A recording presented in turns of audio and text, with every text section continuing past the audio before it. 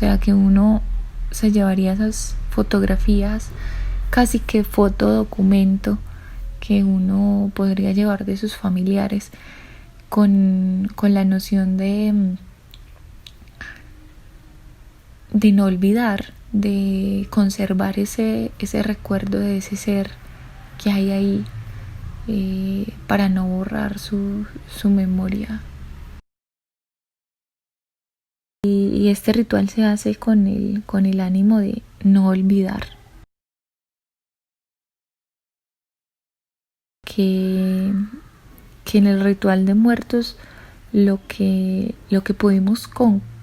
se puede concluir y pudimos concluir es que la muerte aparece cuando olvidamos. El otro no muere cuando su cuerpo no está presente. El otro muere cuando no le recordamos.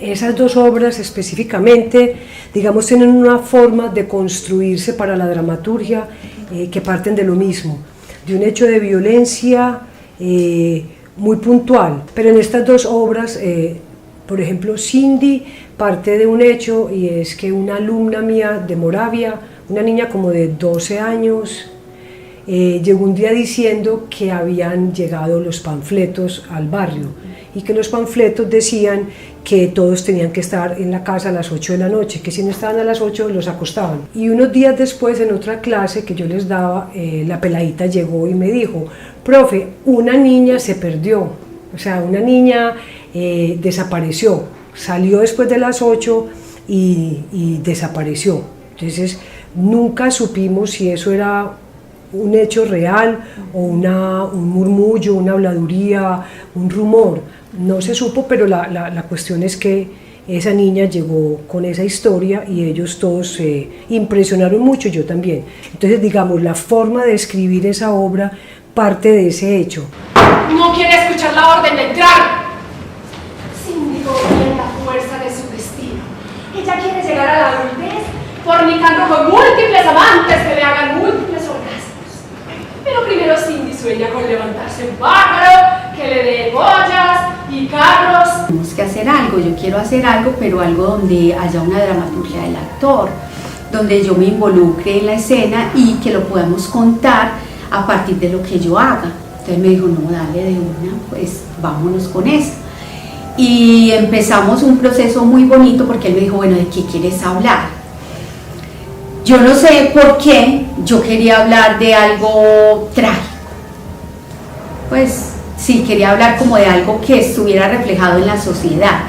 No quería, pues, igual, por ejemplo, Gilberto fue un maestro que también con Vicky Salazar hizo comedia, todo eso que yo pues podía haberme ido por ahí, ¿ves? No, yo quiero montar una comedia, que es lo que más pega, todo eso.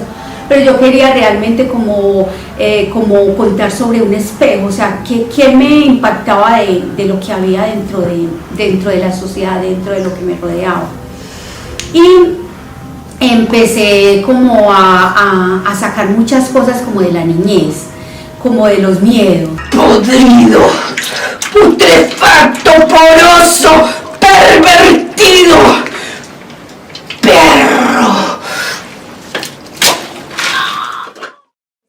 Como con esa pregunta, empezamos con esa imagen genotípica de la violación y del cuerpo lacerado. Entonces realmente la balada de la P no cuenta una historia, la balada de la P parte de una emoción, parte de una pregunta, parte de algo que uno siente. Desde Lorca, Irrisoria, Os hablan los iracundos, hasta violencia, empezó a ser muy latente la necesidad de que lo que sobre el escenario ocurriese tuviese que ver con lo que también nosotros nos estábamos preguntando en cada uno de esos momentos de la vida. Violencia es el resultado como de un sinnúmero de fracasos, ¿sí? De intentos de montaje donde empezamos por Lidl, luego nos fuimos, o sea, es decir, hicimos un recorrido por muchísimas textualidades en donde estábamos precisamente intentando encontrar una textualidad que se conectara como con lo que en ese momento estaba vibrando, y fue fracaso tan fracaso, casi 3 fracasos de textualidades tuvimos que tener para lograr un día en un ensayo leer un texto de Aldo Pellegrini, que es La universalidad de lo poético, que fue un texto que nos conectó muchísimo porque precisamente se hacía tenía la tesis de que la poesía está en todos, ¿sí? Y que ese impulso poético habita en el hombre naturalmente.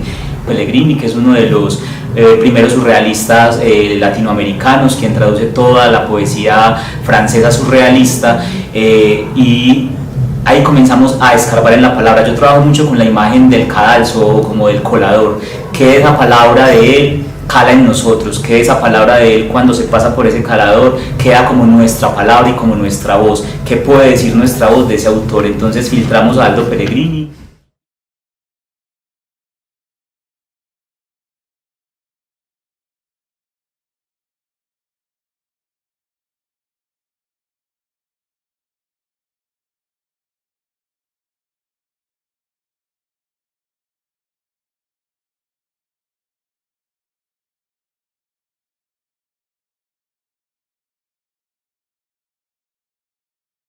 Como todo acontecimiento artístico empieza con una pregunta general, y la pregunta que yo me planteé primero fue sobre la ancestralidad. Creo que eso fue lo que me cautivó primero. Entonces era algo general en el sentido, bueno, ¿quiénes somos como cultura? Pero luego pasa algo muy interesante, y es que una pregunta tan general me va llevando a un lugar muy particular, y es ¿quién soy yo? ¿Quién soy yo como ser humano, como bailarín, como coreógrafo, como generador de un discurso de movimiento, un lenguaje coreográfico, por decirlo de alguna forma? Entonces partió de una mirada muy generalizada para llegar al objeto sujeto que era mi propio estudio.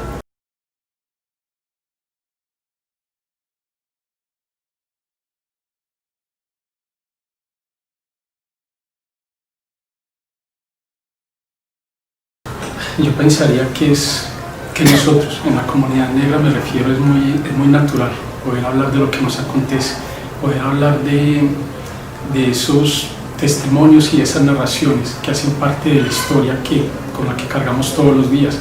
Al ser nosotros personas afrodescendientes en la ciudad de Medellín, tenemos muchas historias, muchos relatos que contar en relación a ese cuerpo racializado, es decir, cómo la sociedad nos ve y cómo nosotros enfrentamos a diario las situaciones que vivimos.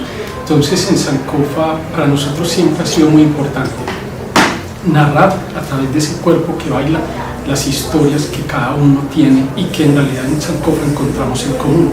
Historias sobre la exclusión, sobre el racismo, sobre la falta de oportunidades, pero también esas luchas de existencia y resistencia que damos para poder sobrevivir dignamente en una ciudad que muchas veces nos cierra las puertas solamente por el color de piel que tenemos. Yo creo que hablar de narraciones o hablar de testimonios en Sankofa es hablar de la vida misma de todos los artistas que componemos el colectivo Sankofa. Para mí es una cosa que llega un poco por una necesidad a veces, y otras veces de manera muy intuitiva. Por ejemplo, una obra, pues un solo que hice que se llama Luñero. Ahorita hablábamos con Tisa que es como un recuerdo de danza, algo así. Anatómico. Eso es como una danza anatómica. Vino exactamente porque después de romperme la rodilla derecha, me rompí el ligamento cruzado anterior, necesitaba saber qué tipo de bailarina era, cómo mi cuerpo recuperaba el movimiento, cómo después de la operación, después del año y medio de terapia y también de toda la terapia mental, psicológica que hay que hacer, qué bailarina era.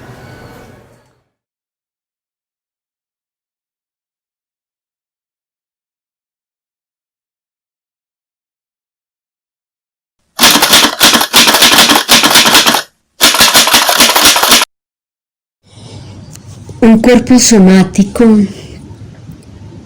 es importante porque le da ese estado de presente al bailarín actor. Es importante porque le permite estar con todos los sentidos dispuestos.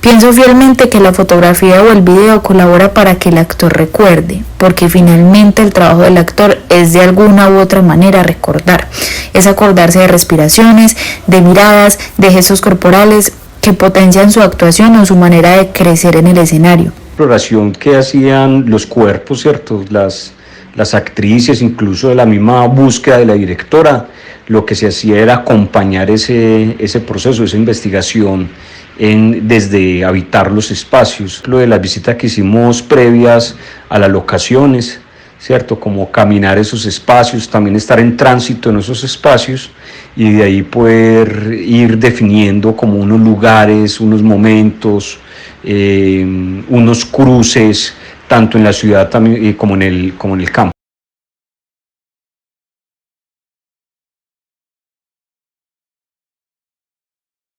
Alguien dijo una vez que la fotografía documental era más que todo estar en el lugar y el momento adecuado, y precisamente eso sentía que se hacía con el proyecto. Solo que los personajes se disponían en un lugar o un espacio, ellos generaban una atmósfera y yo solo disparaba mi cámara en el momento que creía correcto. Creo que durante todo el proyecto la fotografía fue más experiencial que cualquier otra cosa.